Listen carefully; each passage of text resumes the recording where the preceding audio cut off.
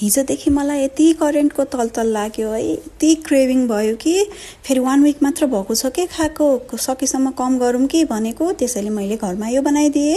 यो पनि करेन्टभन्दा चाहिँ केही पनि कम थिएन है।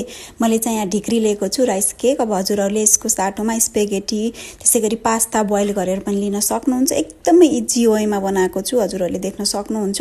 आफूलाई जे चाहिन्छ त्यो रेडी बनाउने। मैले चाहिँ टमाटर, प्याज अनि त्यसै गरी गार्लिक युज गरेको छु। तोरीको तेल तताएँ, त्यसमा चाहिँ मैले जिरा र तोरीको गेडा, त्यसै गरी अलिकति मलाई चाहिँ गार्लिक पहिले ब्राउन बनाउने बानी छ। अब हजुरहरूले पहिले अनियन फ्राई गर्नुहुन्छ नि त्यो गर्दा पनि हुन्छ। अनि यो चाहिँ राखेको चाहिँ मैले करी लिप्स हो, मजाले फ्राई गर्ने। त्यस पछाडि अनियन राख्ने। अब हजुरहरूले केही भेजिटेबल लिनुभएको छ भने हजुरहरूले फ्राई गर्न सक्नुहुन्छ। मैले चाहिँ भेजिटेबलहरू केही लिएको थिएन, बोइल गरेको जुन सिमी हुन्छ नि, लुक्ला सिमी, त्यो मात्र राखेको थिएँ। त्यही भएर मलाई चाहिँ धेरै बेर बनाउनु परेन नि त, पकाउनु परेन। मैले चाहिँ प्याज राखेँ, त्यसै गरी टमाटर राखेँ, त्यसपछि फ्राई। यो चाहिँ अलिकति बजारबाट लिएको करेन्टभन्दा हेल्दी भयो नि त, क्रेभिङ पनि गयो। त्यसैले मैले चाहिँ यसो गरेर बनाएँ।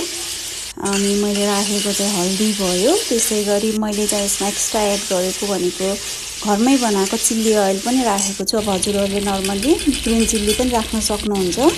हल्का टिमुरको टेस्ट पनि आइरहेको थियो, चिल्ली ओइलमा टिमुर पनि छ नि त।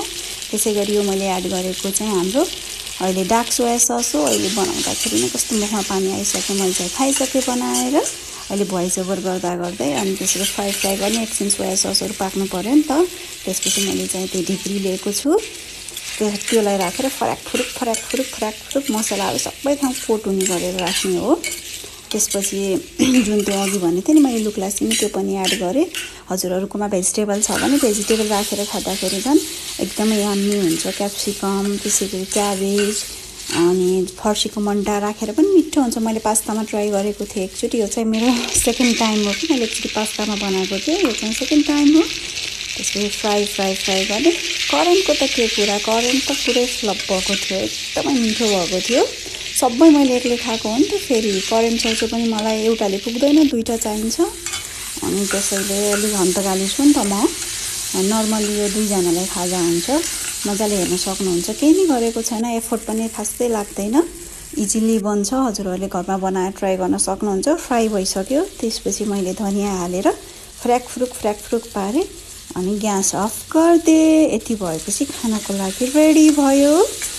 नुन आफ्नो स्वादअनुसार राख्ने, मैले नुन भन्नु बिर्सेँ जस्तो लाग्छ, स्वादअनुसार राख्नु होला। जे मनपर्छ तरकारीहरू सबै एड गर्नु होला। मैले चाहिँ काँक्रासँग खाएँ, काँक्रा र यो के भन्नु अब फ्राइड ढिक्री बनाएर खाएँ। Thank you for watching, try गर्नु ल।